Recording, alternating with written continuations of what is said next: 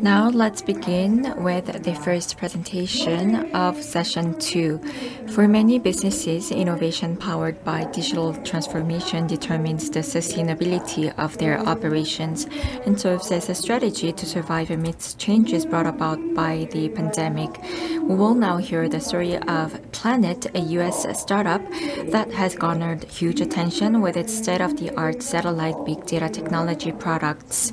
VP Andrew Brockfield will walk us through how Planet is seeking to grasp real opportunities in space business by overcoming geographical limitations. The floor is yours. Good afternoon. Thank you very much. Welcome, folks. Thank you for joining us this afternoon.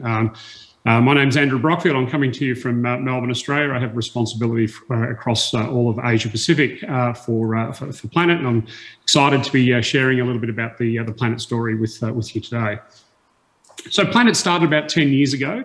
The first 6 years of our life was really about making satellite imagery visible. So we sort of revolutionised the manufacturing of what we call CubeSats, or small satellites, the launch process, making it a lot more affordable, a lot more commoditised in terms of the satellite technology. So that's kind of where we spent the first 6 years of our life in this kind of mission to image the world every day, making change visible, accessible and actionable. The last 3 years, it's been more around making that imagery and that data accessible to our customers to use it in various forms. We're going to share with you today many use cases around sustainability and other use cases. And at the moment and into the future, we're now sort of focused on making that data actionable. So using artificial intelligence, machine learning, creating a developer environment where ourselves and our partners and our customers can make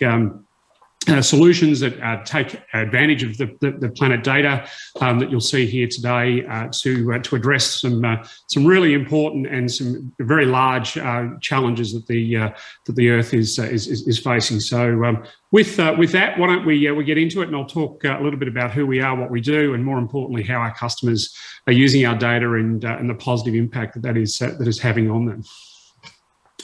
What we're seeing in the market at the moment is effectively two fundamental global shifts.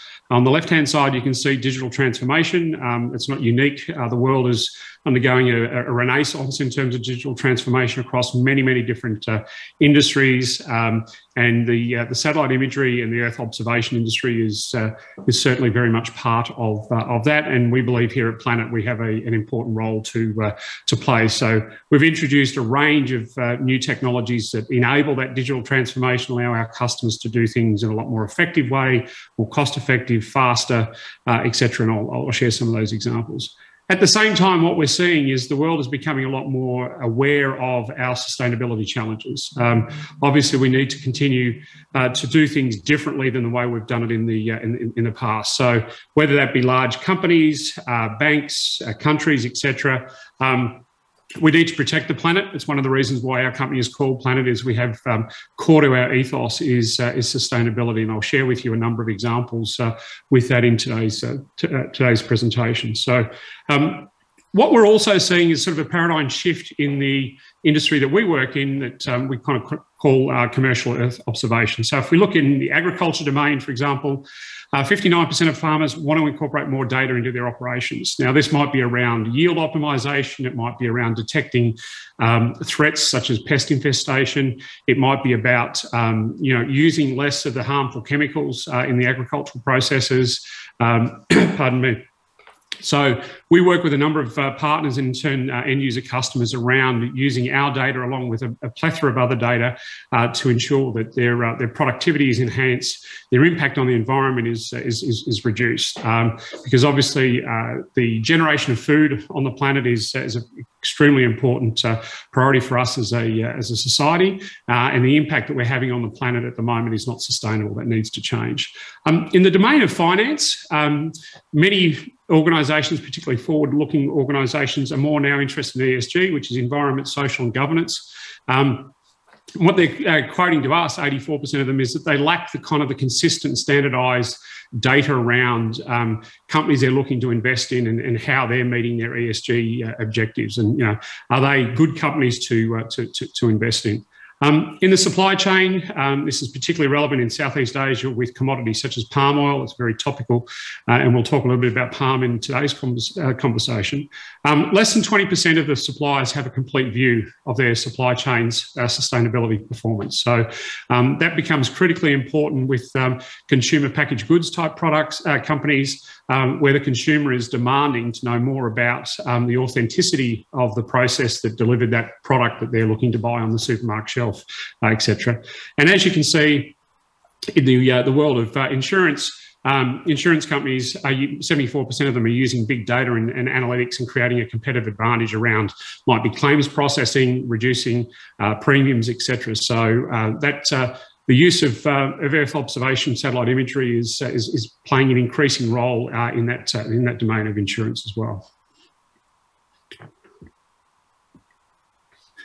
All right, Planet as an organisation, we kind of start with this very simple but very powerful statement of you can't fix what you can't see. So the challenges that we and in turn our partners and our customers are addressing are extremely complex. They're at a planetary scale. And it really starts with observation in the first instance. So if we can't see it, we can't understand it, and we can't therefore derive the strategies to address it, whether that be in the sustainability area, in commercial areas around optimising productivity, for example, and things of that nature. So let me share with you some of the real world examples that we've got. We've got a number of different ones across different vectors of different industries and different use cases. So the first one I wanted to talk to you about is very topical, is deforestation. This is near and dear to our heart as Planet as an organisation. So as you can see, this is one of our satellite imagery. It's one of the images from what we call PlanetScope, which is a medium resolution satellite constellation. We have approximately 160, 170 of those satellites in orbit at the moment. I'm going to explain a little bit more in a couple of slides how they actually work. And as you can see here, the sort of the lighter shaded areas is the deforestation. And what I'm going to show over the next couple of slides is the progression over a 3-year period of this area of Sumatra in the Indonesian archipelago. As you can see here, we start off with sort of the top left-hand quadrant, if you like, has obviously had a degree of deforestation. As I move forward, we get to see how that is further expanding, further on the left-hand side of this slide and across to the right-hand, across the top in 2018. And then again, we can see some further deforestation happening. So organisations, customers of ours, NGO organisations such as Forest Watch are using this type of data to act as an early warning system for when deforestation is happening. And often these are in extremely remote areas. This would be a very remote area of Sumatra, I would imagine, that we're looking at here.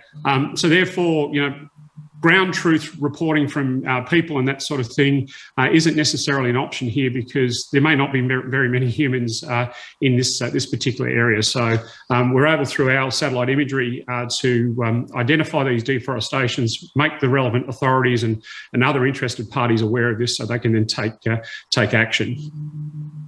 Another example in Indonesia is natural disasters. Unfortunately, the world is having way too many natural disasters.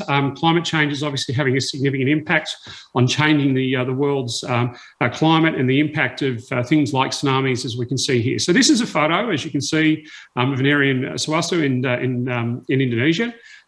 What I'm going to show you over the next couple of slides is some of the Planet imagery that we have of the same particular area, and how some of our customers have been using that around planning emergency response, directing the right resources into the right locations at the right time with as much information as I possibly can. So if we look at this being a photo, here is a PlanetScope, our medium resolution, as I mentioned before.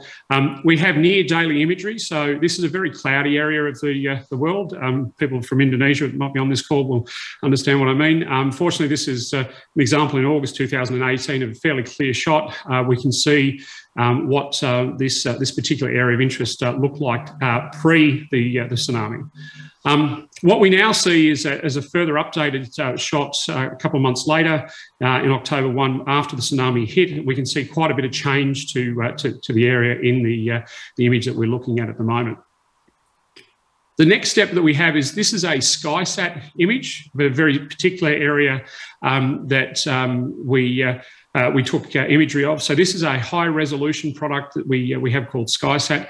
And as you can see, we've identified here a damaged bridge and some damaged houses. So what I've just shared with you in terms of that sequence of slides and corresponding satellite imagery is what we typically call tip and cue. So often what our customers will do is they'll use our medium resolution product to identify that there is something amiss, something's gone wrong, and then task our high res to get greater fidelity, high resolution, and being able to see what has actually happened on the ground. So as you can see here, with planning of the emergency response to here, we would be seeing resources being deployed to address those damaged bridges and also the damaged houses that you can see on the left-hand side of the slide. So by using satellite imagery, we're able to have a much more effective and efficient deployment of those resources, getting the right resources to the right areas at the right time to have the maximum impact in terms of recovery from this particular natural disaster.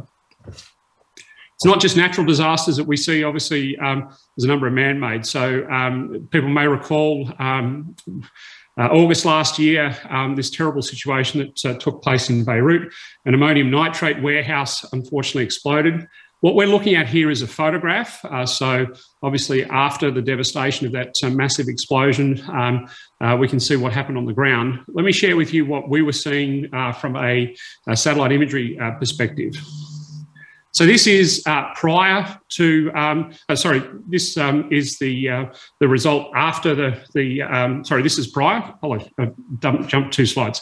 So this is prior, May 31 is prior to when the explosion took place. And as we can see in this area here that I'm highlighting, this is where the actual explosion took place. And if we have a look at the next slide, from our satellites, you can see there's quite a significant change to that immediate area there, but also extending further out in other areas here, we can see there's quite a bit of damage that's been done. So we're very proud of the work that we did with this in terms of helping a number of different organisations around the world in the response to what was obviously a terrible tragedy of the explosion and the subsequent impact of that, and giving visibility for not only response but also for the reporting of that and providing transparency so that people could understand exactly what was going on. Often, unfortunately, we find that getting the truth of when things go wrong, whether it be natural disasters, man-made disasters,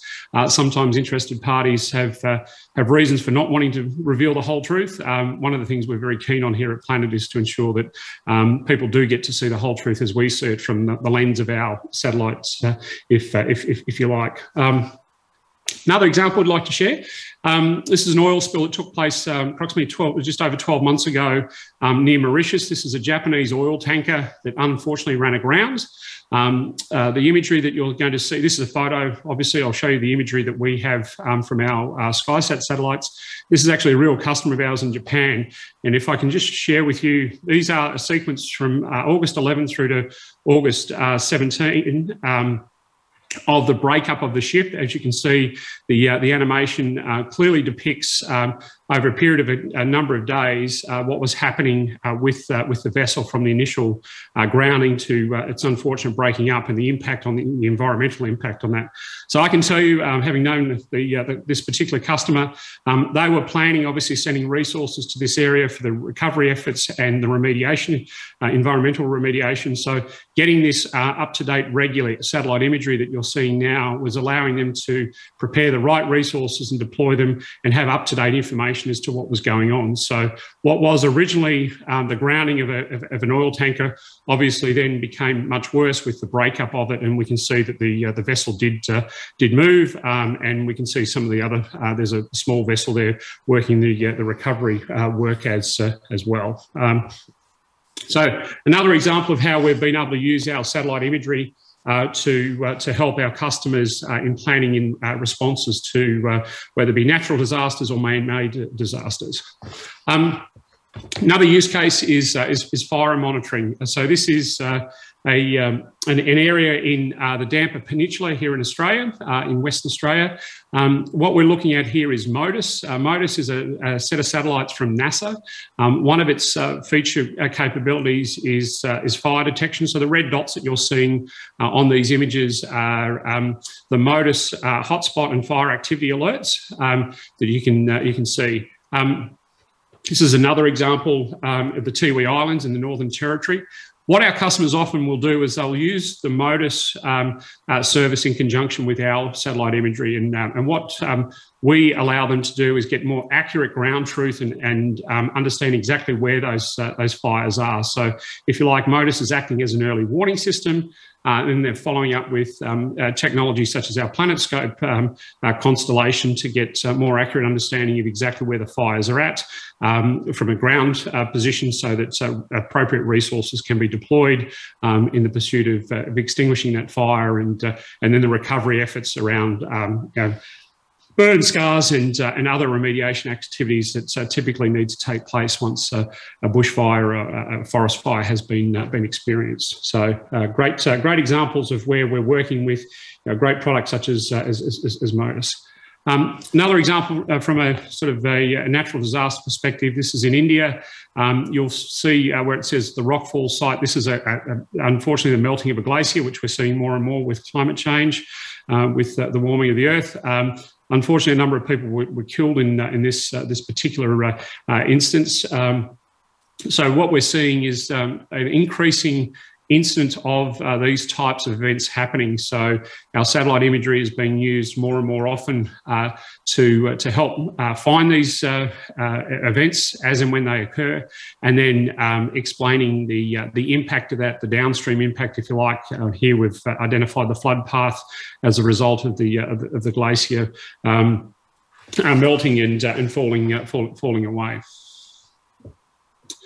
Obviously, with the way the world is going at the moment, it has been for the last sort of 18 months with a global pandemic around COVID, understanding the impact of that is something that many organisations wish to better understand and understand that at a global scale. It's one of the things that Planet finds that we're very strong at, is given the way our technology works, is doing things at a global scale. So this is a satellite imagery from our high-res product SkySat of the Wuhan province. This is prior to the lockdown, and as you can see with the bridge, those dots are obviously the vehicles, cars, trucks, etc., going across a fairly busy hive of activity, as you would expect under normal circumstances. That was on the 12th of January, and then approximately 2 weeks later, on the 28th of January, after the lockdown had been imposed, you can see the significant impact. All of those vehicles on the bridge and the surrounding area of activity is all gone, and obviously Wuhan at that point was in a very severe lockdown, and we know that obviously that then extended throughout pretty much every major city on the planet, and every country has been affected in some shape or form with the global pandemic. So a great opportunity for our customers to be able to get near real-time understanding of what the pandemic is doing. In this case, in the instances of trafficking activity and other activity in a city such as Wuhan. The world we live in is changing.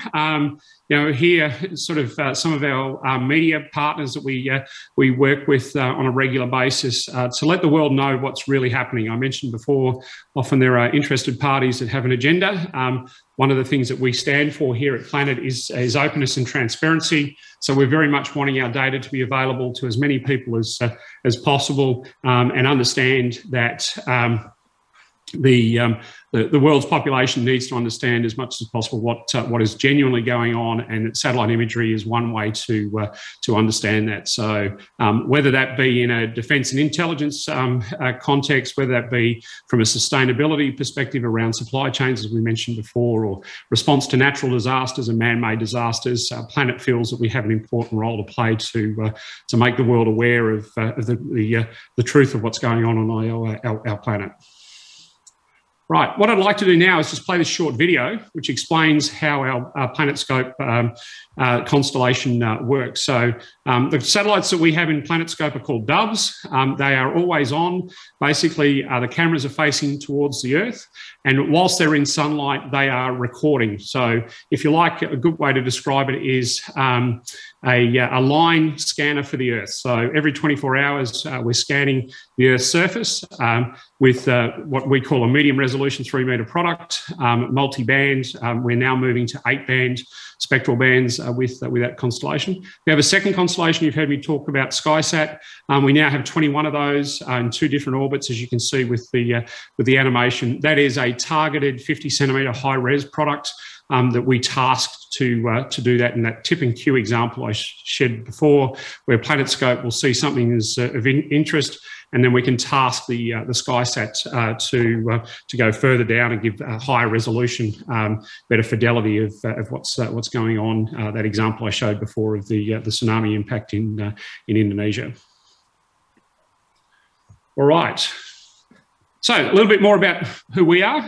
One of the things that's enabled us to do what we do is kind of the disruption we've created around aerospace and mass manufacturing. So our founders, when they left NASA, had a vision to be able to build small satellites at a very cost-effective rate and high volume of them. As I said, we've got 160, 170 of them in orbit. We're constantly refreshing those and putting more satellites up into that constellation. So we've had 15 builds in the 7 years that we've been building these particular devices. They've had generational improvements and capability increases over that journey, and it's really been the enabler for us to be able to deliver massive scale imagery of the Earth in a very cost-effective manner, because we've really kind of revolutionised the metrics, the commercial metrics around how satellites are manufactured and the cost base associated with that. The industries that we serve, you can see it's a diverse range. We're very big in agriculture. We're very big in government, both in defence and intelligence and in civil government use cases, but more broadly, the energy and infrastructure, insurance, as you can see. Emergency management and response is another area. We're very proud of the work that we do in the education and research and media fields, as I've touched on. We have specific programs to support non-commercial organisations with access to our data. We work very closely with the higher education sector. We're featured in many published reports and papers and things of that nature. Forestry is another area that we work very closely with as well. One of our fundamentals is about advancing sustainability and making the planet a better place and increasing the sustainability measures to that objective. So before to that end, back in 2015, the United Nations set up the 17 SDGs, or Sustainable Development Goals. We're very proud of the fact that we participate in about 14 out of those 17 goals. And I'm going to share with you some specific examples how we work in that domain. But before I do that, let's just quickly touch on supply chain. I touched on supply chain before, but what we're seeing here with the increased consciousness of the consumer market, particularly in the CPG industries, the consumer now wants to know a lot more about how that product was produced, and was it produced in a sustainable manner, in an ethical manner. The days of treating people and parts of the planet the wrong way are fast disappearing, and that's obviously a very good thing. So the large companies around the world are now looking at every aspect of their supply chain, and we believe we have an important role to play there with sort of the real-time alerting that we have at Deforestation is a good example of that. We're able to provide satellite imagery so that large global companies that are producing all sorts of consumer goods are able to have confidence that the underlying ingredients and products that were used in the manufacturing of their end product have been created in a sustainable and ethical manner. So this is a good example of this, pardon me, with we see here on this slide GLAD is the Global Land Analysis and Discovery Alerts. So these are alerts that systems generate to interested parties from a deforestation perspective. So we work very closely with those GLAD alerts. You can see here the pink area is the GLAD alerts. You can see that the PlanetScope data that we see across each of the different days that you see here is more comprehensive. So GLAD is a great early warning, and then a lot of our customers are able to then understand, what is actually going on from a deforestation perspective, and whether that's an appropriate thing or it's illegal activity, et cetera, et cetera. This is rice paddy monitoring in the Malay Peninsula. You can see here that what we're doing is we're extracting from the imagery at the top is the RGB visual. We're now getting a vegetation index from that, so our customers and our partners can then better understand what the vegetation growth characteristics over a period of time are. In this case, it's rice paddies that we're monitoring. Now, back to those SDGs. I'm going to share with you a number of different SDGs. So this particular one here is number 15 on the list. It's to do with climate action. So we're very proud of the relationship we have with the Norwegian International Climate Forest Initiative. So this is tropical rainforests around the world, monitoring them and ensuring that the deforestation impacts are minimised as much as possible. So we have a number of countries and organisations involved in this project that are gaining access to data. For most of them, it's free data that they're able to use to monitor deforestation in these at-risk areas, typically around the equator, the tropical rainforests. That we see a lot of impact of deforestation, negative impact of deforestation. Right. Another of the SDGs, the UN SDGs, is around sustainable cities and communities. So these are 3 provinces in China to do with sustainable cities.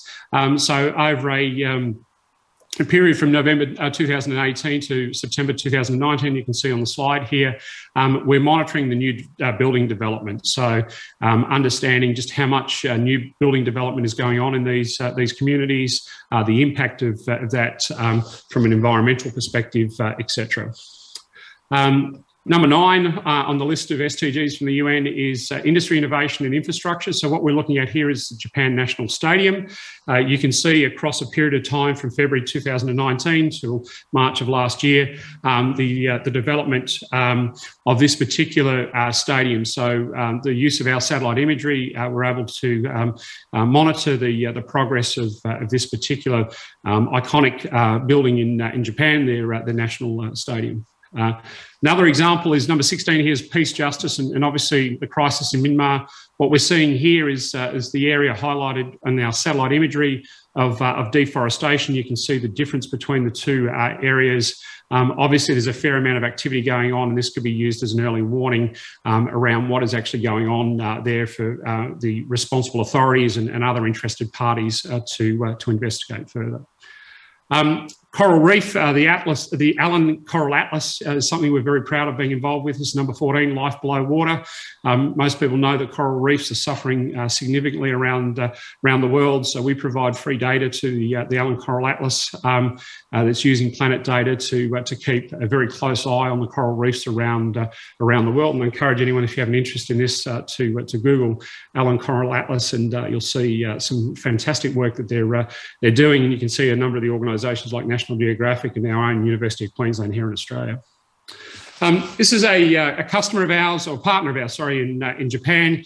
We work very closely with. We're very proud of the relationship we have with many different organisations, and Satellite Network, or SNET, as they're known in Japan, is a very strong partner of us, doing some great work with in turn their customers across a range of different industries. So. If we kind of try and sum up this, the way that we used to do satellite imagery in the days gone by was very reactionary. Today, we're particularly with our PlanetScope, we've got daily global imagery that enables us to measure and act. And as we're going forward, we want to further empower that with artificial intelligence, machine learning that can allow us to do it at a global scale to understand what's going on the Earth's surface, what change there is, and in turn what reaction we should be taking to that. As I come to wrapping up this session, I'd like to pose one question and ending with, what would you do if you could see a daily change of the Earth today in the industries that you're in? You might be in the agricultural industry, you might be in emergency response, civil government, many other sort of things. So for those that today's presentation may have sparked some interest, I encourage you to go to our Planet. You can trial a number of our web tools you can see here. Planet.com is the starting place for that. So please, if we've piqued some interest, please go along to our website and have a look at what we've got there.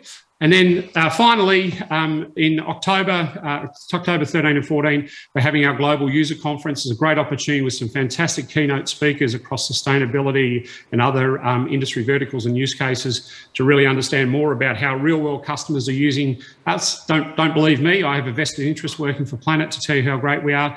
This is a great opportunity. So the QR code is there, so if you've got your camera close by on your phone, please scan that. We'll take you directly. If not, go to planet.com.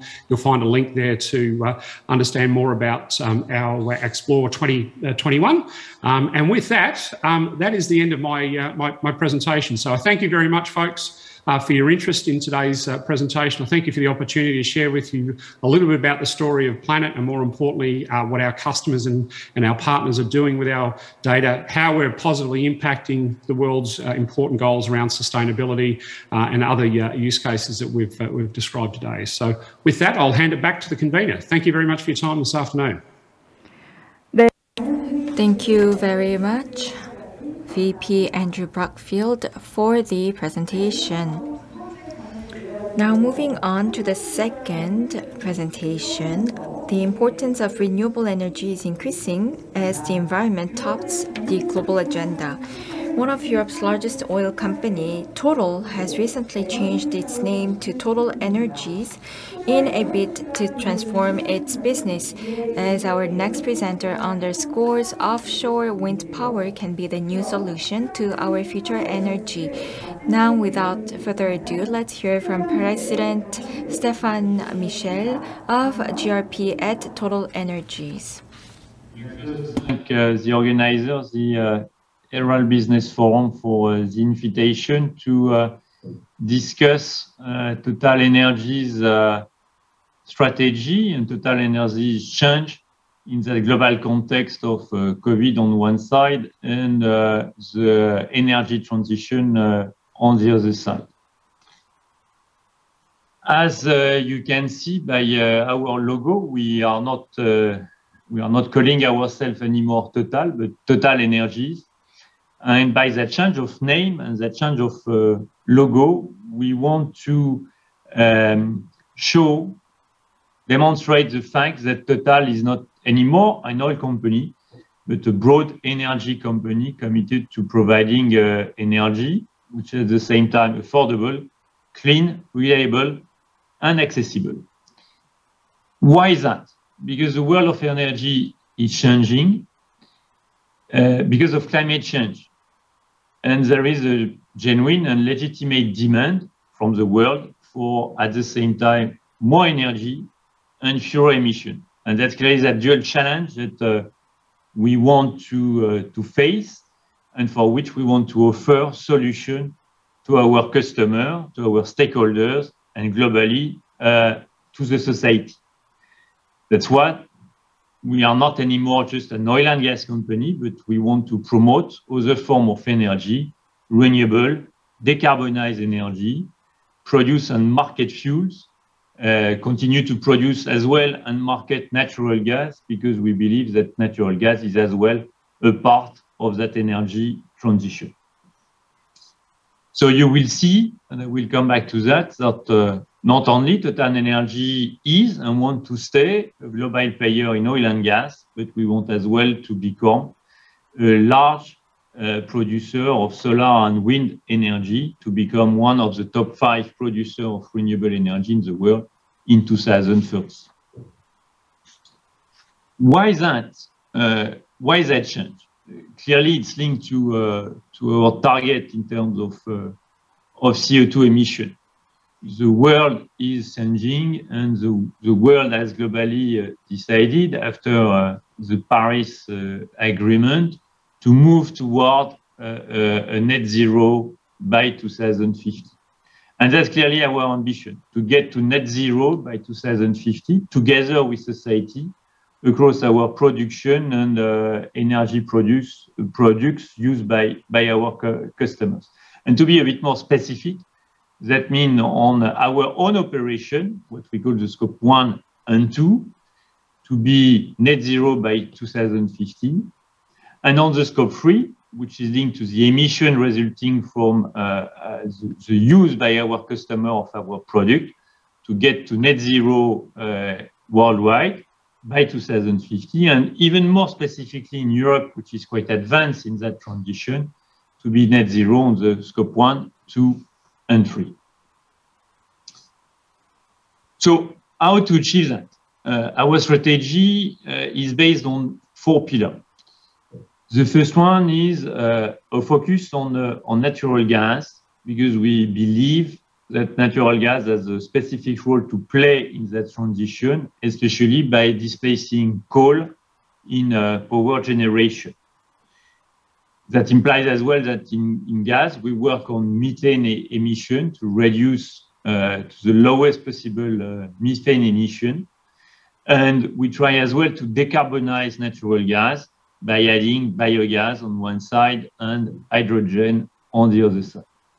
So that's the first pillar, the place of natural gas in that transition.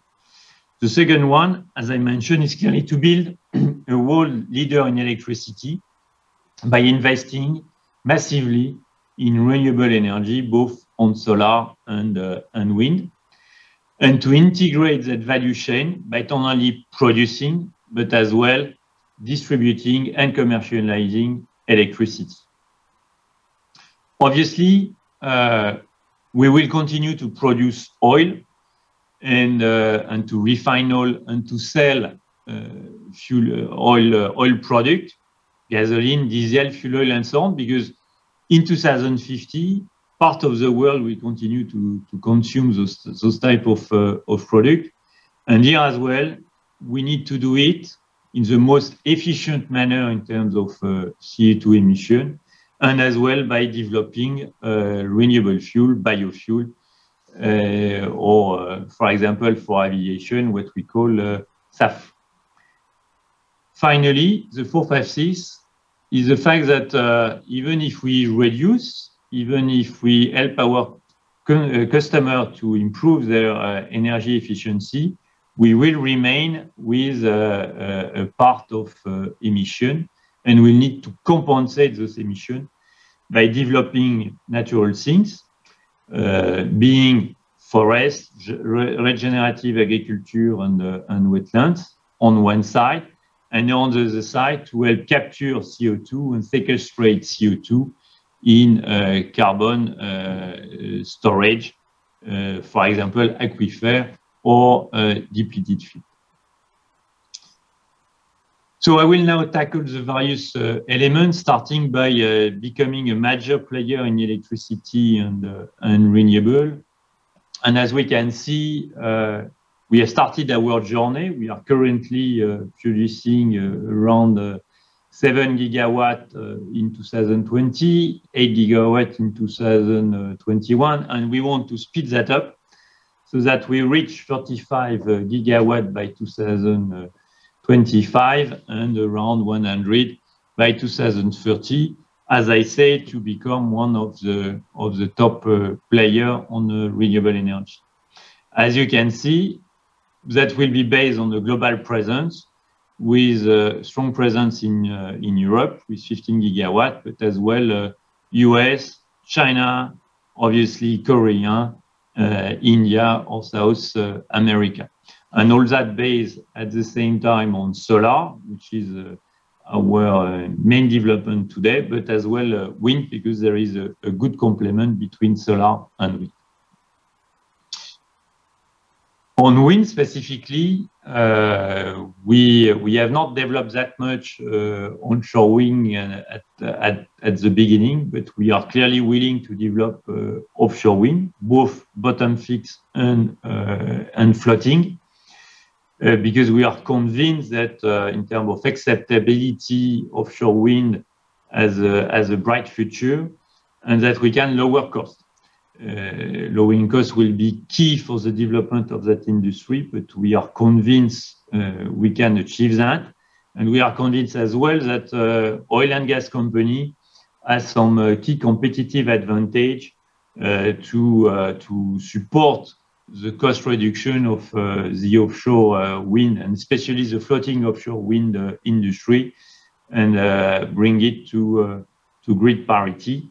Competitive advantage that are linked to our offshore architecture capacity, our large EPC management. And you see that the EPC provider for floating is going to be companies coming from the oil and gas industry.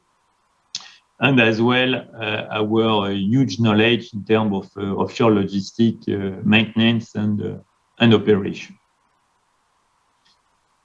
Another aspect of that renewable development is clearly the energy storage, subject that on which we have started to invest significantly in Europe, notably in France, but as well in the US, because it's clear that there is a good complement between solar energy, wind, and storage to try to improve the load factor of the renewable energy and to decrease the intermittency, which is clearly one of the order of in terms of development of the renewable energy. And to do so, we can rely on our subsidiary called Saft, which is one of the world leader in terms of battery manufacturing, both for ESS and hopefully automotive industry tomorrow. That will be as well key to develop the green hydrogen, because for developing green hydrogen industry, you need a good load factor, which implies that you need a good complement between wind, solar, and potentially battery business. So the second pillar of our strategy is clearly to develop gas, continue to develop gas, because we believe that one of the quickest way to reduce CO2 emission, notably for power generation, is to switch from coal to gas, and more specifically to LNG. We are today one of the top 3 players in the market with nearly 40 million tons of sales. We want to continue to grow that, to reach 50 million sales in 2025, and to double our sales between 2020 and 2030. For that, we can rely on an extensive presence worldwide. Here it is, where you can see that we've got production and liquefaction capacity all over the world, in Russia, in Middle East, in Africa, and obviously in the US, and regas capacity as well all over the world. And we believe that global presence is key, because the LNG market is becoming more and more a commodity and is more and more fluid.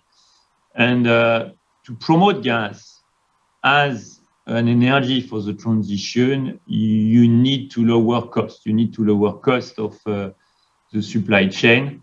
And the only way to do that is to have a global presence where you can, at each point in time, optimize flows between where the LNG is produced and where it is consumed. And that's the promise we make to the customer.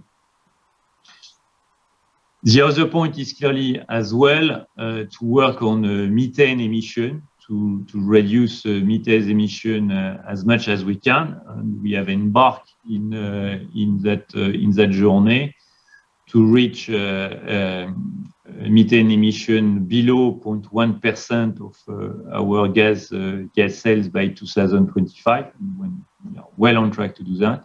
And at the same time, to decarbonize gas by producing more and more biomethane that you can inject in the gas network as well. And for example, to develop bio LNG, for example, for maritime purpose or things or other heavy transport industry. So that's a complement to the LNG side is clearly to develop the biomethane production. Obviously, all that need as well, and as I mentioned in my introduction, that the third axis to work on offsetting the remaining CO2 emission, and for that, we have decided to invest on carbon capture and sequestration on one side and natural-based solution on the other side.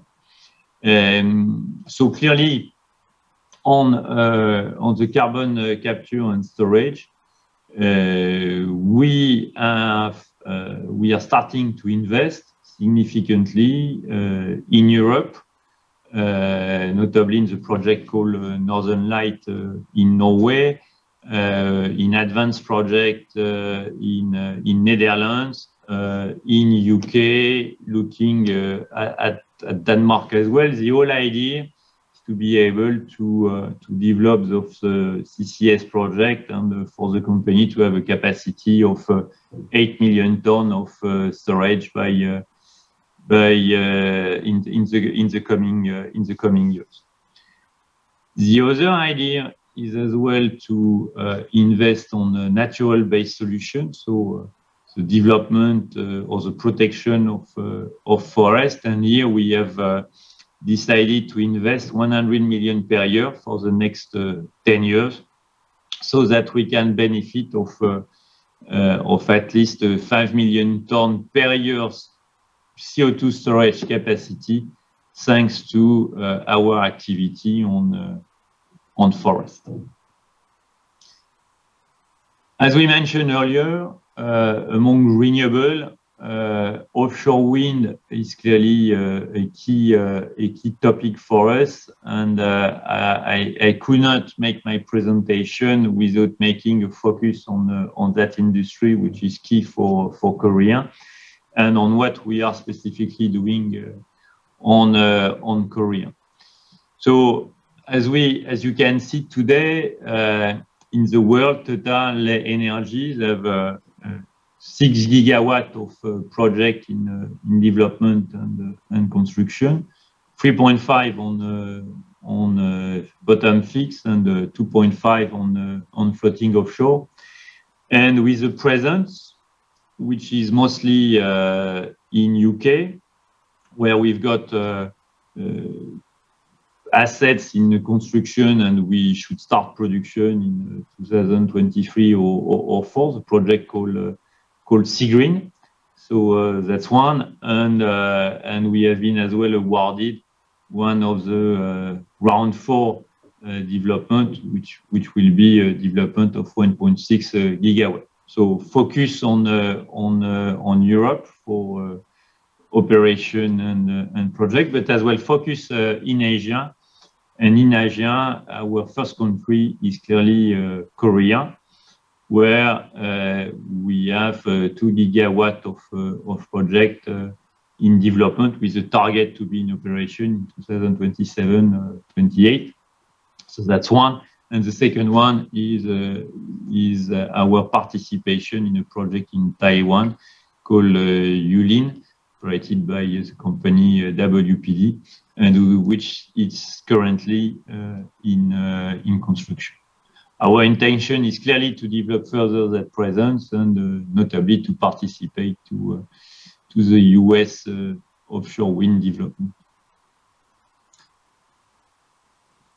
So as you can see, you have the description of those projects, which are huge investment, requiring a lot of expertise and commitment, and which are taking a longer time as well than just solar or bottom development, and it's onshore wind development, I mean, and it's really characteristic of that offshore wind industry, which is in terms of time of development and the capex you have to invest, closer to the traditional oil and gas industry. We know that, for example, solar development. And as I mentioned, so you have as well our three leading project on floating offshore, small one in France, small one in UK, and the biggest pipe in Korea with the Bada project that you can see on that slide, where obviously that's an industry where there is still some development to be made to optimize the turbines, to optimize the technological solution, to optimize the full value chain, so that you can lower the cost and be competitive in terms of electricity. But we are definitely convinced, notably for countries like Korea, that there is a tremendous potential on offshore wind, and notably floating offshore wind, and that we need to overcome the challenge to make that development successful, because it will open a large potential with far less problem of acceptability than other renewable energy like onshore wind, for example. And so it's key for Korea to be able to lower its CO2 emission when it comes to power generation. So in summary, I hope I've convinced you that we are clearly at a turning point of the energy world, that the energy is going to reinvent itself to face the challenge of climate change. And that's the reason Total has decided to transform itself and become TotalEnergies, reinventing the way we work on our traditional business line, oil and gas, and adding additional new energy line with electricity, renewable energy, and among renewable energy, solar and wind, and among wind, especially wind offshore and floating wind offshore. That's a very challenging journey. That's a very enthusiastic journey. And we are convinced that thanks to our people, our expertise, our financial capacity, our global reach in the world, all that are competitive advantage that we will be able to mobilize to make us successful in this transition. We are convinced as well that that transition is absolutely key to meet the commitment of the Paris Agreement in terms of CO2 reduction. And we have clearly embedded that in our strategy and clearly embarking on a net zero journey along with society for 2050. And we are finally convinced that all that will be possible only if there is a very good cooperation between all the stakeholders. The government on one side, the way the policy are built, ourselves as an energy company, but as well the value chain, the supplier, and we know how much that industry is developed in Korea, and we are counting on that supply chain in Korea to help us to meet our target. And finally, the customer, the society, because it's key as well that we support them to do the transition, but that they act as well on their own transition, that they decide to reduce their emissions, their scope 1 and 2, which are our scope 3. And here, I think it's key and that those customers think of how to change their consumption, to turn to more green electricity, for example, and they will find us as a supplier and as a reliable, competitive, trustful supplier to help them to achieve their transition for the better for everyone. And thank you very much. Thank you very much for the great presentation. Now we will have a break until 2:10 and continue with the following presentations. I will see you soon. Now we will move on to the third presentation of session 2. The petrochemical sector is undergoing a seismic shift towards eco-friendly.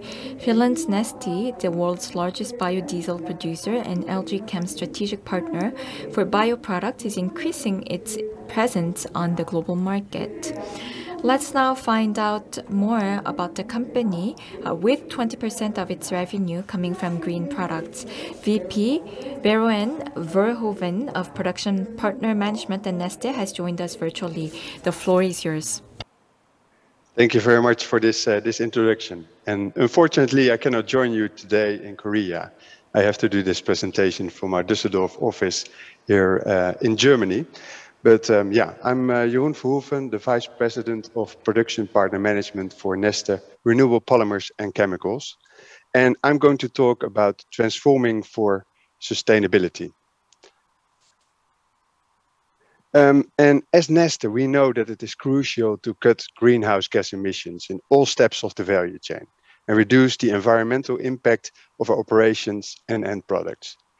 As also described in the recent IPCC report, climate change is a reality, and unfortunately, the impacts are becoming visible rapidly. Because of heavier rainfall, many regions in the world face more and more severe floodings, and biodiversity is disappearing because of increasing temperatures. We saw record temperatures above 45 degrees Celsius in Canada and Europe this summer, and in many regions in the world, the elevated temperatures caused large forest fires. Also here in Korea, the climate change becomes visible. Several extreme weather events took place in the past period. And last year, according to the Korean Meteorological Administration, Korea saw the longest monsoon period since 1973. The heavy rainfall and typhoons claimed 46 lives and resulted in damages to real estate worth more than 1 trillion won. Which is more than 3 times higher than the average over the 2010 to 2019 period. The challenge we face globally and also in Korea is so enormous that it will not be tackled with only one single solution. And it cannot wait. We have to act now. We should all shift focus from target setting to action, and every day counts. And in South Korea, and South Korea can be a big contributor. It is in the top 10 of carbon-emitting countries and the 5th largest emitter by capita. Also here in Korea, instead of simply cutting emissions in our existing operations, we must change the way we do business. We must change the entire industry. We need to start circulating carbon right now. And instead of viewing this transformation as a must-do to maintain our license to operate, such transformation journey is a true business opportunity, leading to more competitive and future-proof businesses. Neste is a company which make fighting climate change possible today, helping customers to make their business more sustainable. Over the past 15 years, Neste has transformed itself from a regional oil refinery towards a global leader in renewable solutions, and one of the most sustainable companies in the world. And in this presentation, I want to bring you more insights about how this transformation happened. But let me tell you already right now, that what has helped us in this transformation is a strong legacy and continued focus on innovation. We have an enormous curiosity and the courage to go beyond what is easy. We have become the largest producer of renewable diesel and sustainable aviation fuel and became an important factor in transforming the chemical industry. But we are far from being done. This is our purpose, lived by everyone in our company. And it reflects a deep belief, because we believe that it is in our hands. What drives us is the realization that the climate crisis is one of the biggest challenges of our times. So, who is Neste? We are more than 4,800 dedicated professionals, working towards that shared purpose of creating a healthier planet for our children. And we talk a lot about our purpose because it has contributed to an exceptional alignment on vision and strategy at all levels in our organization. We refine waste, residues, and innovative raw materials into renewable fuels for road transportation, aviation, and into feedstock for polymers and chemicals. And they are 100 bio-based and drop-in replacements for fossil naphtha in crackers, for example, in the Yeosu plant of LG here in Korea. And currently, we are also rapidly developing chemical recycling of plastic waste and therefore increasing recycling rates to combat plastic pollution. We are being recognized among the world sustainable leaders, for instance, in the Dow Jones Sustainability Index for the past 15 years, and with a leadership level rating by the Climate Disclosure Project since 2016. And we are in the top 4 companies of the Corporate Knights Global 100 Most Sustainable Corporations for the last 4 years. The Harvard Business Research team screened all the firms in the S&P 500 and Global 2000 using 3 lenses: new growth, repositioning of the core, and financials. And we are happy to be on the list of companies with the highest impact business transformations. But we couldn't have done it on our own. Change requires forward-looking companies like LG can. And you will hear a little bit more about them in this presentation. Partnering is key. But let me first go back into history.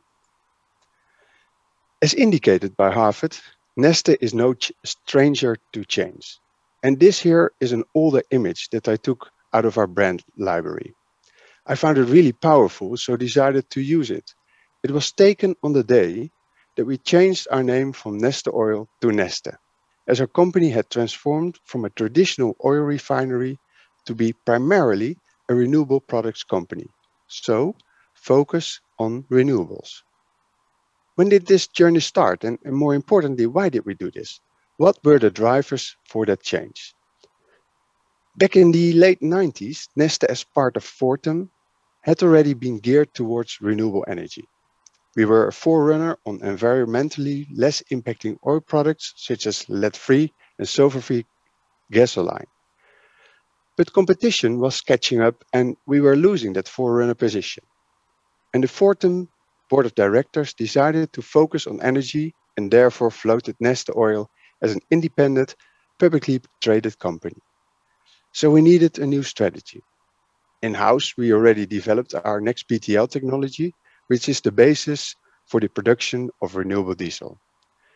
So it was the need to develop a growth strategy as a new company in an environment both internal, from a legacy with Fortum, and external, with the Nordic countries in Europe moving towards renewable energy, where Neste's journey towards renewables began.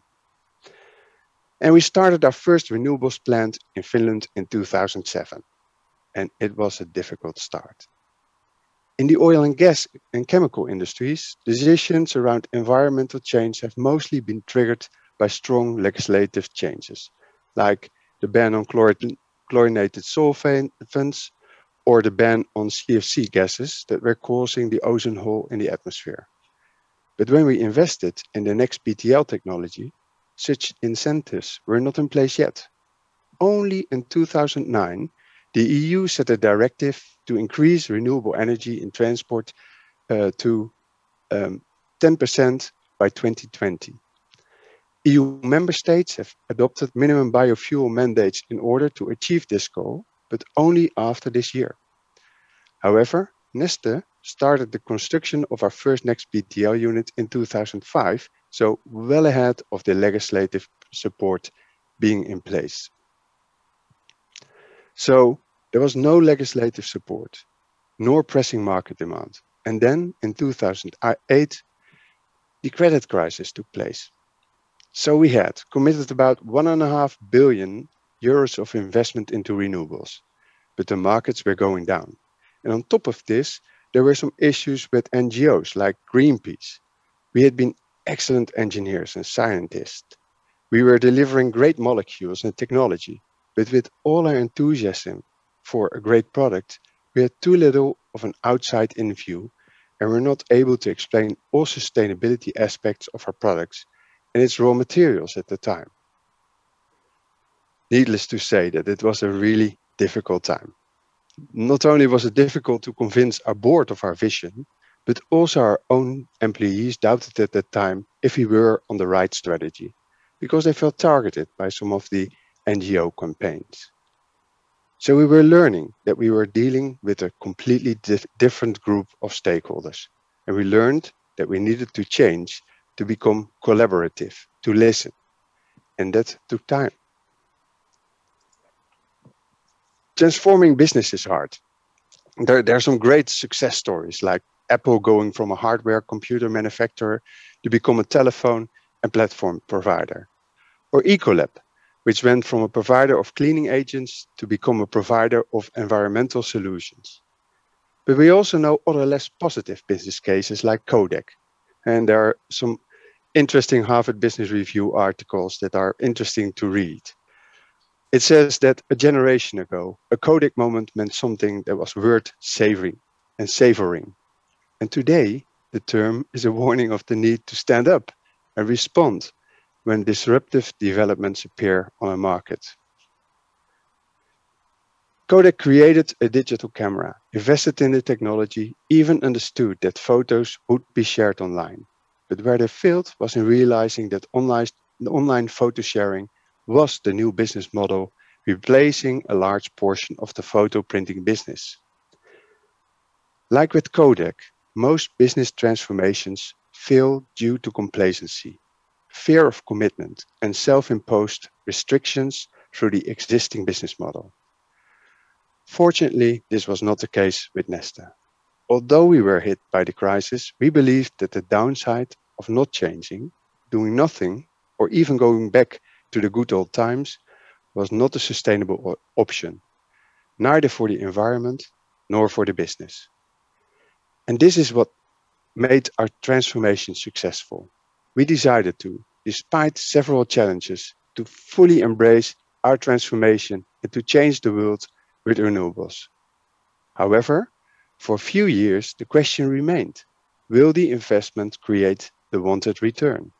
And how about external engagement? How do we tell our story in a believable way for all stakeholder groups? By now, I think many of you know the outcome of our story. It still took a few years, but around 2012, 2013, we started to show progress in our financial statements. And today at Neste, more than 90% of our operating profits are coming from our renewable products. And this is what successful transformation looks like. It is good for the planet, but it also leads to a profitable, sustainable, and more resilient business. Our decisions have proven to be supported by the markets and investors, as shown in our share performance and market cap value. Our share rose to over 50 euros today, more than 5 times higher than in 2016. Of course, this is a result of the great performance of Neste. However, there's also a broader change taking place in the financial markets. In the recent years, publicly traded companies who took sustainability seriously seem to significantly outperform the markets. We are members of the World Business Council for Sustainable Development, and their observations point to their members performing above average during the COVID turmoil. Their data provides evidence that ESG-focused companies are less vulnerable to systemic risks, more resilient to shocks, and are likely to be noticed and appreciated by investors. The next period coming out of the COVID lockdowns will further separate the leaders from the laggards. Now is the time to ramp up investments in managing ESG-related risks and opportunities. As said in the beginning, although we transformed successfully, Neste is far from being done. We are committed to continuously expanding capacity, securing raw materials to expand using technologies we have today. But we do not stop there. We put a lot of focus on innovation to generate breakthroughs for future solutions.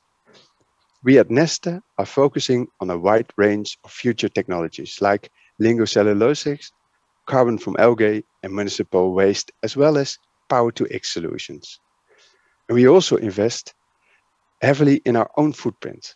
We are committed to reach carbon neutral production by 2035, while at the same time quantifying the positive impact to the environment through the handprint, which means how much can we help our customers to reduce their emissions. So far, we've helped our customers to reduce their greenhouse gas emissions with almost 10 million tons, and we're committed to support them in reducing their greenhouse gas emissions by at least 20 million tons annually by 2030. On top of all this, we target to process more than 1 million tons of plastic waste annually from 2030 onwards. So this is where we are today, a long journey to become a company that generates profitable business primarily from our renewable products in 3 business units: renewable road transportation, renewable aviation, and renewable polymers and chemicals. From here, I want to zoom in a little bit more into the renewable polymers and chemicals business, the business that I'm working for. So why did we erect this business? 6% of the global oil production is used to produce plastics. And by 2050, this share could reach 20%. Currently, roughly only 1% of plastics is bio-based and only 10% is actually recycled.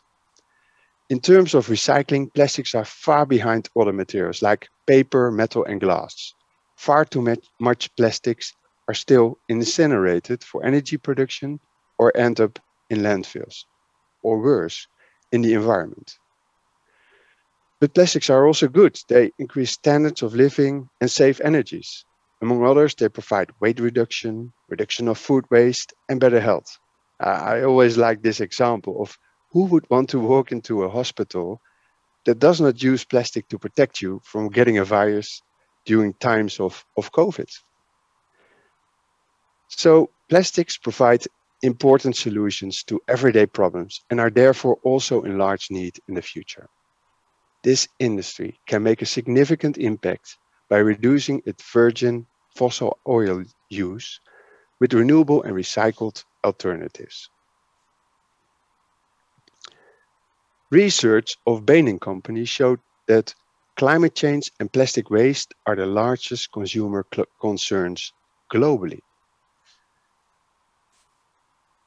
From this perspective, this picture should be really concerning to you. I did already indicate that per capita, Korea is the 5th largest emitter of carbon globally. Late last year, Forbes showed this graph in which it shows that Korea is the top 3 producer of plastic waste in the world. But Germany, the country that I'm working from, comes 4th in this ranking. Also still has a lot of work to do.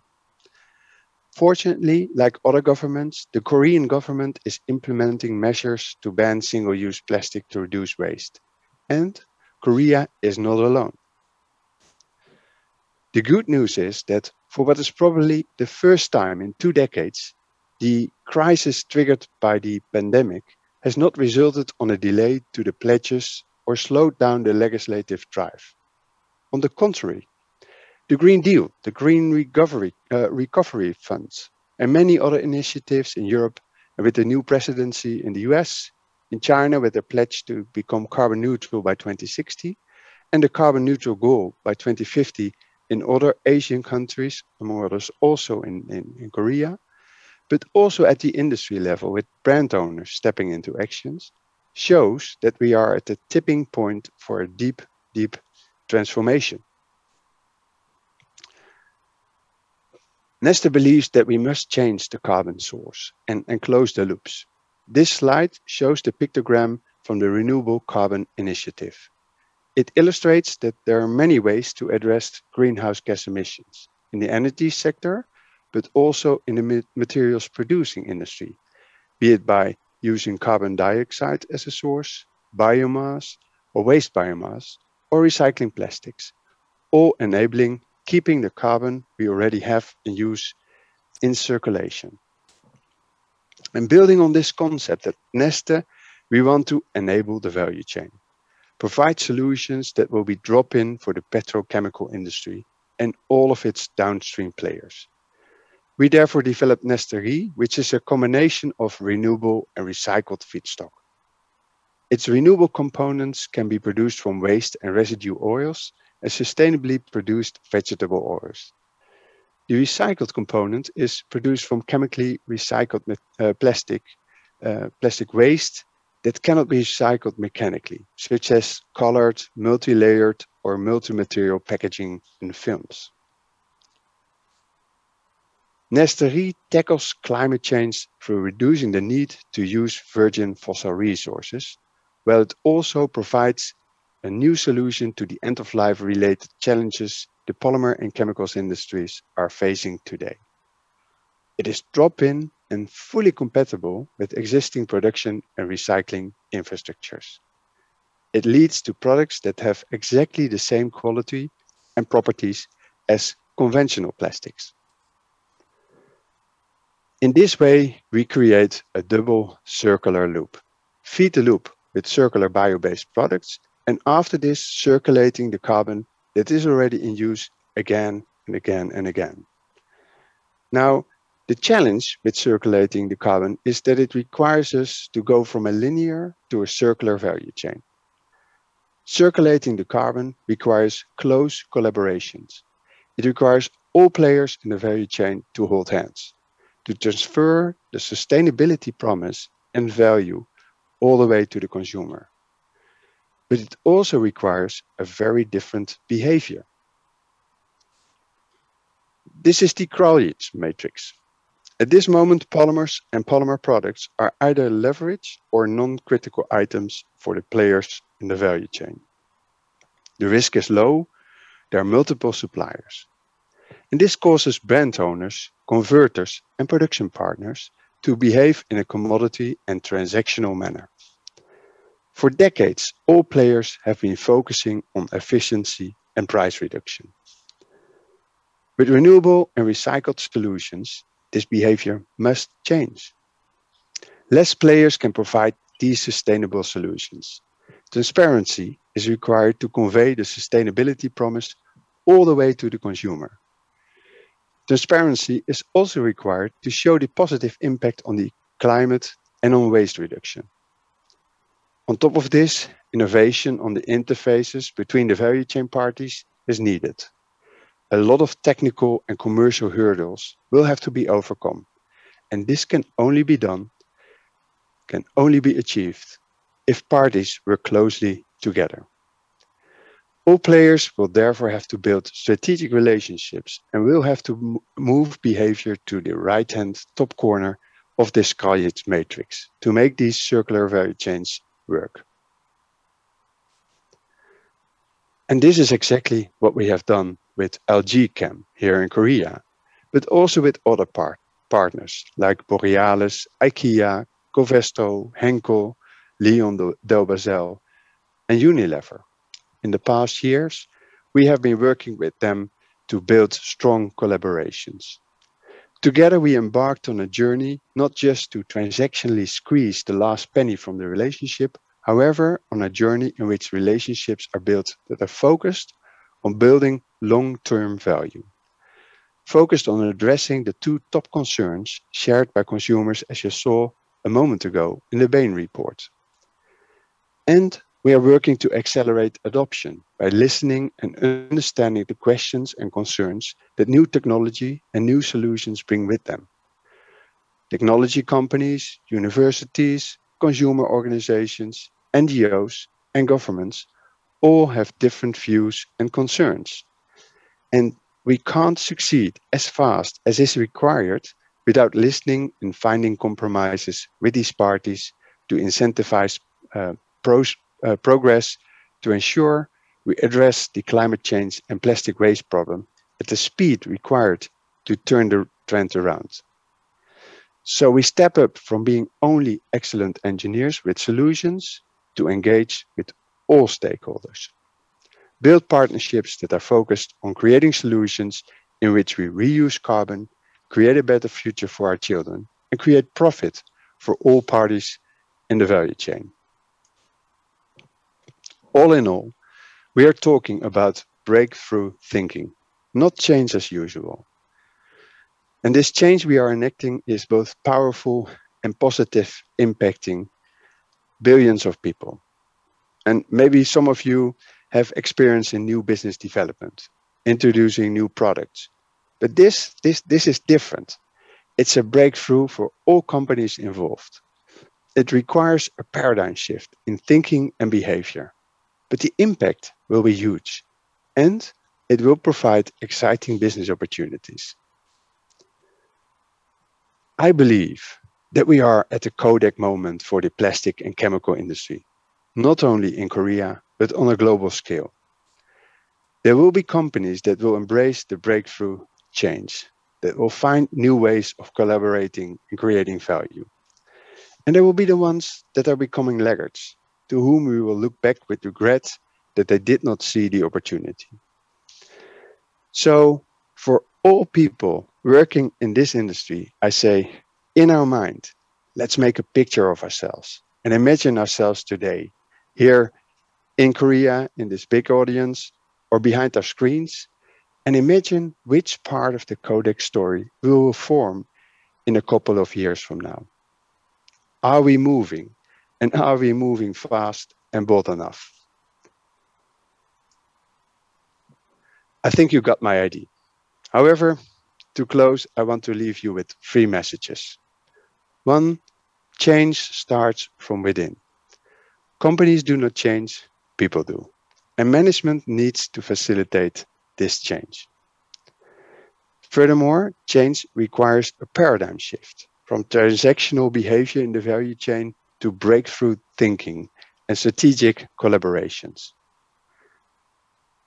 And 3, the momentum is there. Consumers desire more sustainable products, regulators are defining supportive legislation, and brand owners are putting their pledges into action. The tipping point is behind us. The transformation is happening. I want to invite you all, also here in Korea, to join us in this journey. It is exciting, it provides great business opportunities, and it helps to create a healthier future for our children. Thank you very much. 네, 멀리서 시간 내주신 제로. Thank you very much for the presentation. Thank you very much for joining us despite the time difference. Now moving on to the last presentation of today's forum. Recently, ESG, which stands for Environment, Social Value and Governance, has emerged as one of the biggest topics among businesses. Now let's find out more about ESG management strategies from the perspective of corporate reputation and sustainability. Teaching fellow Ellen Holtmet of the London School of Economics and Political Science, who researches extensively in this field, will deliver the last presentation of the forum. My name is Ellen Holtmaat and I'm a teaching fellow at the London School of Economics, where I teach several courses, for example, a course in global business, in international relations, so really looking at how global business is regulated in our international system, and also at global environmental politics. So I was asked today to talk about ESG and ESG investing and reputation management. So to be 100% honest, this is some sort of a topic that I interact with from the sidelines of my work. ESG becomes more and more popular, and it's a term that I often hear in my work, and also it's something that many of my students are very passionate about. So at this point, I'm learning a lot from my students as well, and I will highlight some of their research during this presentation if I have the time. So I'm a political scientist by training in international relations, so international politics. And as a student of international relations, I'm very much interested in this idea of private governance. So in international relations, we learn about the relationships between states. But actually, I realized that doesn't really capture the world as it's going on today. We see a lot happening actually, or there's a lot of power and also governance power when it comes to the private sector. So NGOs, but also and mainly businesses, they have a lot of power when it comes to governance these days.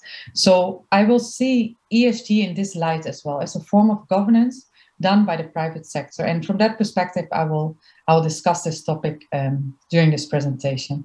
I will highlight a little bit what ESG investing is and the positive aspects of it, but also some of the more problematic sides, the role of the government still, and some of the ways that I feel personally that we should better go about when we really care about the environment and social impacts that we're having on this planet. Good. So I'm very much interested in private governance. So governance done by the private sector, by firms, by NGOs, etc. So generally, we think of governance as a task, particularly when it comes to the common good, as done by the public sector, by governments. And even though historically this is not necessarily the case, there have often been also private actors stepping in to do some of the governance. Traditionally, we see governance as happening by the public sector. However, since the 1980s of the last century, under Thatcher and Reagan, we see a retreat of the state, further privatization. Under the WTO, for example, we see increased liberalization of trade. We see free-flowing capital markets, etc. And all these sort of shape the conditions under which it becomes difficult for governments to govern and to really govern on aspects that have to do with the environment, that have to do with social impact. So to give you an example, for example, if we for example, under the WTO at the moment, it's very difficult or impossible for governments to regulate process and production methods of the products that are imported to their countries. So this is something that is sort of forbidden under WTO rules. So it becomes difficult to really set standards as a government when it comes to the environmental impact of the production or the social impact of the production of products that are imported to your country. Similarly, many regulations become difficult as capital might free your country as a consequence of it. So there's a limited space for governments to regulate. And there is this void, and this void is often filled then by private actors. For example, businesses themselves or also investors. Well, then I think the question is, why would the private sector, why would businesses, why would investors step in to fill this governance void? Well, this is sometimes just simply because we have a very aware sort of millennial generation, which are all consumers, and they care and they have a willingness to pay for products that are produced in an environmental and ethical, social fashion. We, of course, have people that want to do investments that do care about environmental, social impacts of their investments. So I think this is sort of interesting what we see, right? So we see values in a society when it comes to the environment, when it comes to social conduct, when it comes to how we want our businesses to be governed. And these are translated into our governance framework, whether it is by governments, right, through our elections, or whether it is by the private sector, by markets, because they want to sell products, and in order to sell products, they have to take the values of the consumers or the values of the investors into account. So this is quite a nice system, actually, that works no matter whether it's done by the public sector or it's done by the private sector. Of course, there are many critical issues here, right? So when it's done by the private sector, it's only possible once these people have a willingness to pay, once they have an ability to pay, and they can they can sort of make their values count if they have money, right? And only under that condition and otherwise not. So there are definitely some issues there, but this is one of the ways in which also when it comes to private governance, societal values are translated into the governance done by the private sector. So finance is a very sort of potentially powerful place from where this governance can take place. I mean, if I would like to raise money, then the one who can give me money, its conditions can be quite influential on my conduct. This at least is what we would expect in theory. There's been scientific research that actually can't point out so clearly that there is this link and that we really change our conduct now that investors are so aware of ESG factors. But at least in theory, I would change my conduct based on what the financiers are asking from me. Good. So we discussed a little bit about this motivation for ESG investing. So we would do ESG investing, and I realize now that I haven't clearly defined ESG investing. So in my definition, so E stands for environment, S for social, and G for governance. So in my definition, if I talk about ESG investing, it is investing where with the investment decisions, I take ESG factors into account. So any investment in which ESG factors are taken into account is what I define as ESG investing. So good. So we would do ESG investing if the investor really cares about ESG, about these factors. So there's sort of an intrinsic motivation. But this is not the only way that we see ESG investing. We also see ESG investing because investors simply think that this makes investment sense. This would only make investment sense under the assumption that the markets are inefficient. So if the markets would be fully efficient, then keeping separately ESG factors into account would not make any difference because any future expected payoffs or any extra risks would be already factored into the share price today.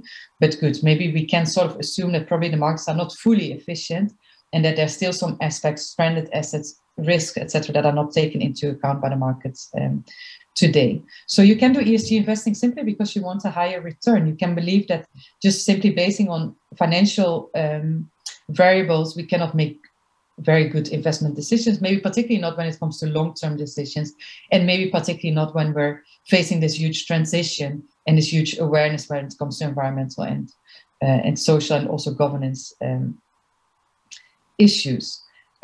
Also, we could see ESG as some sort of a way to view a risk, right? A risk framework. Like if you do not perform well on ES and G factors, likely you're going to face some risk in the future. Or for example, if your board only consists out of men, then maybe the decisions that you make in the future are not as resilient as if you have a more diversified board. Or if you don't take care of the environment, you might have certain environmental disasters, or you might run reputational risks in the future. So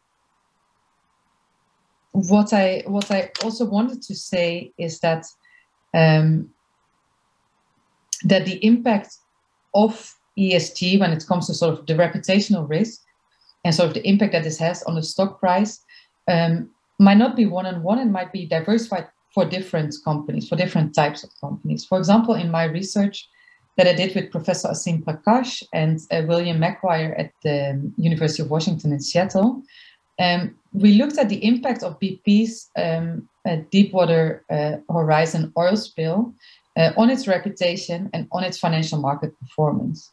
So this was a huge oil spill, a big environmental disaster of BP. And we saw that this had a very prolonged impact on its reputation. Its reputation went down for years and years. By the end of our data set, I think it was 2019, it still hadn't fully recovered. But then when we looked at the financial market performance, we saw there was indeed a huge dip in the first 2 years after the environmental disaster. But this sort of recovered, and there was not a statistically significant difference anymore with the counterfactual of the share price had this disaster not happened. So this is sort of interesting. So we can see that maybe an environmental disaster doesn't have such a huge impact on the financial performance of some firms. So we might have to take into account that some firms simply have no substitute. So if I need oil or petrol, I might just go to the nearest petrol station, and I'm not in a position to change now to a Tesla, for example, just because BP had this environmental disaster. So this might be quite different for a company like Nike, right? If Nike has a huge disaster, then maybe I will pick Adidas and not Nike, for example. But so this depends on companies how much a certain reputational risk when it comes to ESG will feed into its stock price.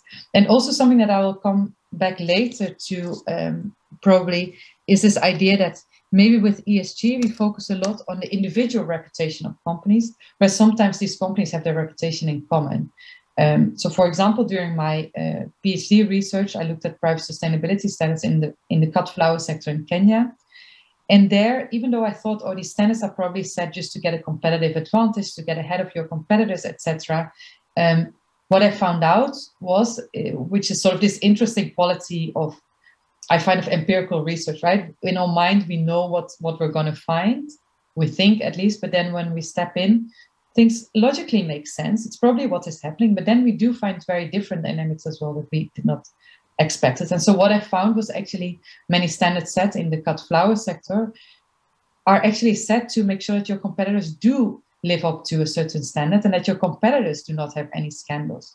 Because whether there's a scandal happening in another flower farm or in my flower farm, my sales will go down because I'm just seen as a flower producer from Kenya, and no one is able to make this distinction between where it exactly happened. So some companies have their reputation in common, so we might not need to look only at their ESG score, but what's happening in their competitors might be impacting their performance as well. Also, what I still wanted to highlight from this example that I just gave is this idea that that private governance might be done purely for private benefits, right? So we have these flower farms in Kenya that set certain standards just to make sure that their reputation stays well and that their sales stay up to the mark. So they set standards that other farms have to live up to make sure that they don't cause any disasters, just for my own sales and for my own benefit. Yet, because of this, it actually is in the public interest, because it would be in the public interest if there are no bad things happening on these farms, if there are no social scandals happening, if there are no environmental scandals happening on these farms. So we have these private incentives that then can align to create a situation in which the common good is protected. Good.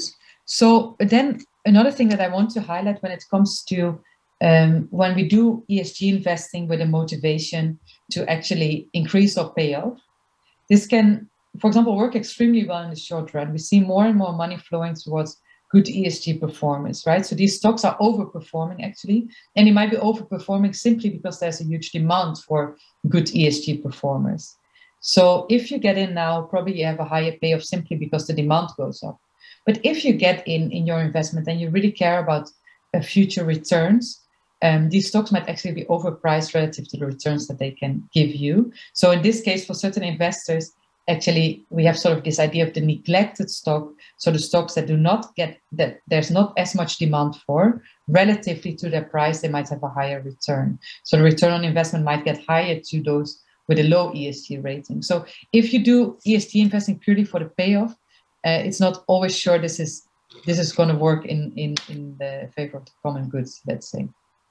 So now I'll talk a little bit about the different forms of ESG investing. So we have, for example, ESG investing in the form of excluding certain stocks. So there's this idea that there are certain sin stocks that we exclude from our portfolio. For example, you can imagine that we might not want to invest in weapon companies or in gambling companies or in tobacco companies, for example.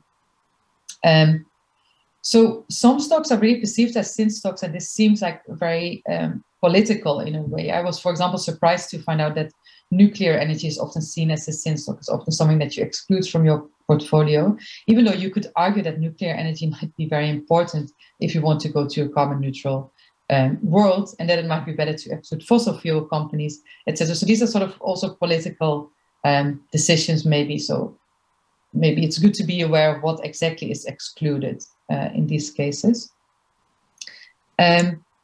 Next to that, you have another form of ESG investment where we simply put extra weight on good ESG performers. So those that perform very well in ESG terms, we just include more of their stocks. We give them a bigger share in our portfolio. Then we have ESG investment in the form of where we do not necessarily buy certain stocks, but where we try to influence the decisions of our boards to make them perform better on ESG variables. So we can stay invested, we don't divest from certain companies, so we stay engaged with fossil fuel companies, but during the shareholder meetings, we try to influence the decisions that the board of directors will make. Then the last form of ESG, or the last form at least, just to distinguish different forms, and the last form that I'd like to mention is impact investing. So this is really investing where it is about the impact and not about the return. So we do not just use ESG as a risk framework or whatever, but we really go for the actual impact that we can have with certain companies, more than that we take care of the returns. That's just a byproduct, let's say. Also to point out another aspect where these decisions can be quite political, or this ESG investing, well, it becomes sort of political. For example, we could do ESG investing in a number of different ways. So, but we could look, for example, at just objectively which firm is performing very well when it comes to ESG. But we could also look sort of relative. So we look relative to the sector, which firm is performing well and which firm is performing poorly. So that's best of class screening or worst of class screening. So we can exclude the worst of that sector, or we can include the best of that sector. So this is a very different impact, right? In one case, you might not want to invest in fossil fuel companies, but in another case, you might want to invest in that fossil fuel company that is producing with the least amount of CO2 emissions, for example.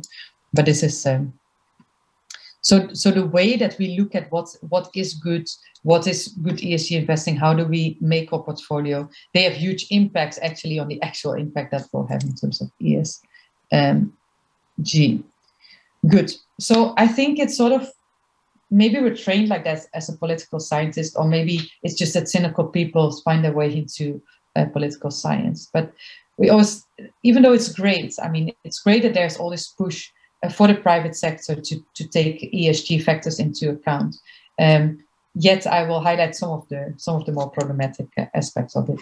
And to go there, I would like to just lean a bit on my background, looking at private sustainability standards, another form of private governance, because I think it has some similarities to ESG investing and the problems that we encounter. For example, when it comes to private sustainability standards, it's the question of who gets certified. So in order to get certified, you have to go through an administrative process, you have to pay for the certificate, etc. So we often find that for bigger firms or for more financially capable firms, it's easier to get certified than for smaller firms. So for example, I looked at cut flowers in Kenya, and there I saw that a small producer who just started, who used to work on flower farms, he started his own farm. It was very difficult to get fair trade certified. He didn't have the money for it, so he couldn't get into the lucrative fair trade market. Whereas other farms that were started by former bankers, former politicians, they could just pick whatever certificate they wanted. Then also it's the question of whose requirements. Who determines what is for the common good? And often here we find that that we take the perspective of the consumer, because in the end we have to sell these products. So what do the consumer think is good and is important, more sometimes than what is important for the employees? So as an example, I spoke to a farmer, and he said in order to get fair trade certified, he needs to build stone toilet blocks. But when he was building them, his employees were asking him, please keep our local toilets intact, because we find those Western-style toilet blocks quite unhygienic, right? We sit all on the same seat. It's not very hygienic to them. So here we see that actually what is seen as good from the consumer's perspective gets precedence of what's actually perceived as good from the employee's perspective. And then last also, we create these signals, right? We create a signal with a good ESG rating, or we create a signal likewise with having a sustainability standard. But the one who's responding to that signal, the investor or the consumer, they might not actually know what's getting into signal, and they might get something very different than they expect. So, for example, I used to always buy fair trade products. I really felt good about it. But then during my PhD research, I found out that they were having discussions of implementing a living wage. And the living wage was defined as the poverty level of the World Bank. So this really struck me, because I thought, okay, these people are working very hard every day, and their products are sold as fair trade, and they only get paid the poverty level. So this was not what I had in mind when I was buying my fair trade products. So similarly, these problems come in when we talk about ESG, right? So, for example, research has been done that found a correlation between the size of a firm and the ESG rating. So the larger the firm, the higher the ESG rating. For example, larger firms are better able to provide all the information that these ESG rating companies need, etc. Even though there's not an objective difference or no correlation found between the actual ESG performance in large firms versus small firms. So certain firms might be advantaged over others just because they can provide more information than others.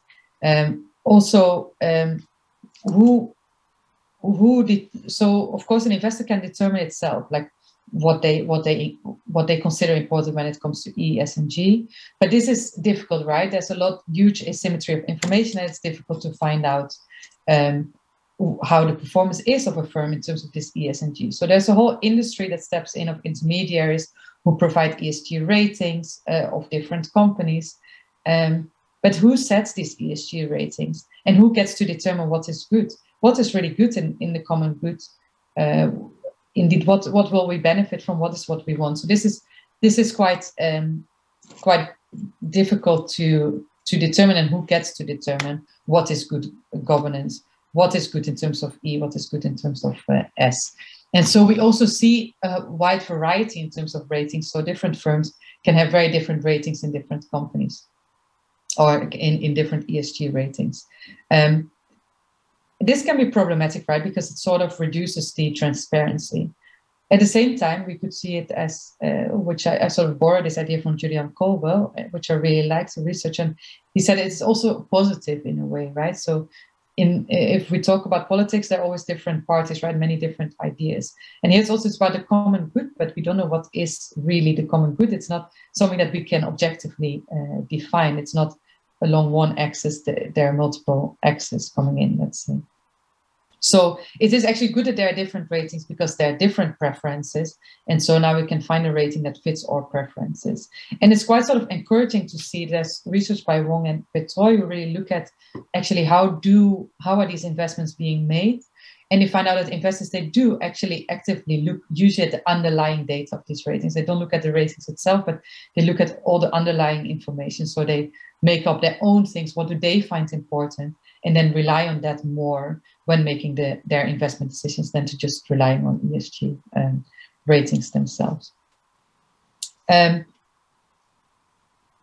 Also, a little bit related to what we discussed earlier, right? So there can be different ways that you define what is good. You can look at relatively good to their businesses. You can include certain indicators, yes or no. You can look at, for example, at scope 1 and 2 emissions, which might be easier to capture than scope 3 emissions, which are the emissions in the entire value chain, whereas scope 3 emissions might be much more meaningful to me, but they might not be captured. So to my mind, you can sometimes find quite strange scores.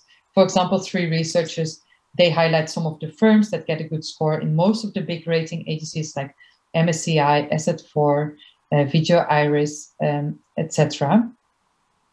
And these are, for example, AkzoNobel, which makes paints and coatings, Diageo, which is an spirits and beverage, alcoholic beverage company, Imperial Tobacco Company, or a couple of those companies that, to my mind, BMW, Renault, that to my mind, I would never see as like good ESG performers. They're, to my mind, wouldn't score so well, but apparently on those indicators they do quite well. So it can be quite dangerous once these measures are taken at face value, because they might not reflect at all what you find important. And there's, of course, just in general, this problem that's pointed out by Professor Mirko Noordegraaf of management by measurement, this is possible under the assumptions of knowability, identifiability, and comparability. But often things are not knowable. Like what is good in ESG is not knowable. It might not be easy to, even if we have a certain concept, how will we define that concept? What indicators will we use? And do we get the exact data on those indicators that actually capture the concept that we care about? So, and how do we compare, right? So to my mind, Tesla might be better than a traditional car company, but still Tesla is also needs maybe nickel from nickel mines, which can be quite polluting. So how are we supposed to compare all these different companies? So comparability might not necessarily be there. So there, and maybe it's just not in line with the public goodness to make it so measurable and make it so measurable as if it's all on one axis where we can just count from a low score to a high score. Anyways, it's good. It's good that something is happening, but we have to stay aware of the issues.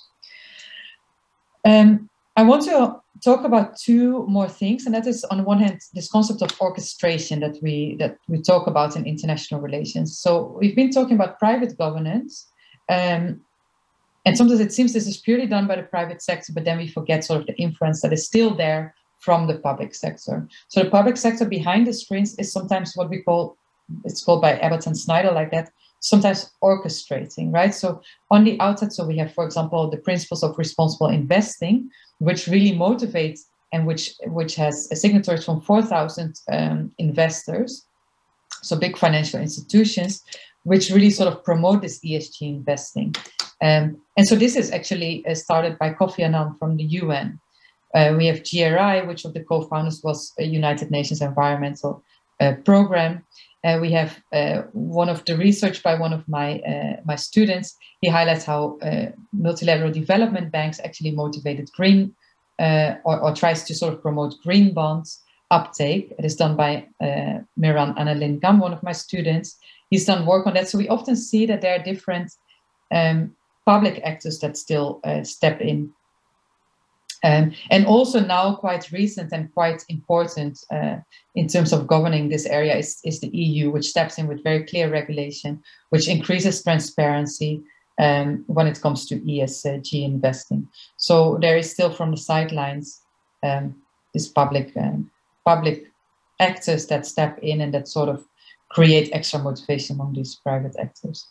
Well, all in all, I've been discussing that I would say it's a good thing that we have this ESG investing, but there's not necessarily always that clear link, right? There are all sorts of issues. So what do we define as good? How do we measure it? How do we know, et cetera, et cetera? And maybe there's some adverse impacts, for example, for smaller firms.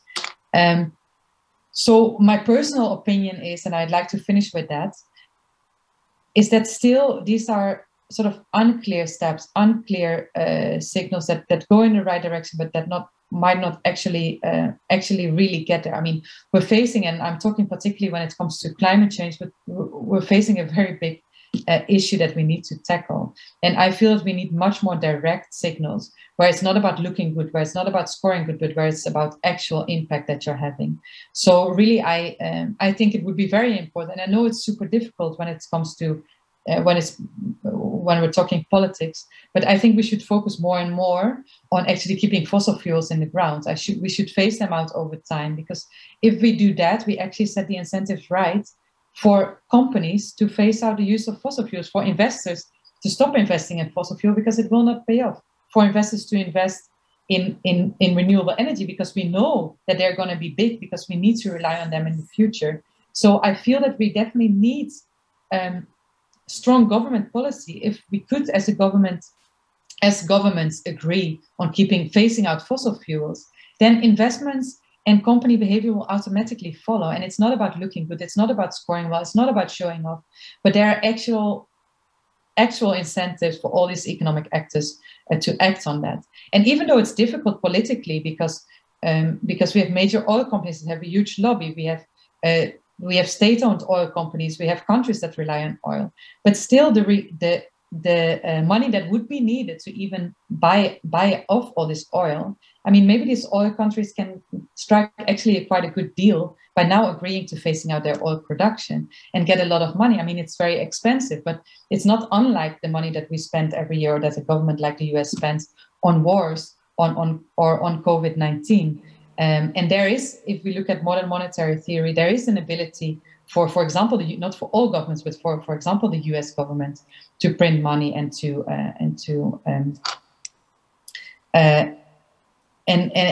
for example, strike a deal with these oil-producing states to phase out their production. So what I want to finish with is indeed saying that maybe we need some clearer signals than just relying on ESG, because there are all sorts of issues, measurement issues, etc., that I've been mentioning. So thank you very much for your attention, and I look forward to hearing from you if you have any responses to my presentation. Thank you so much.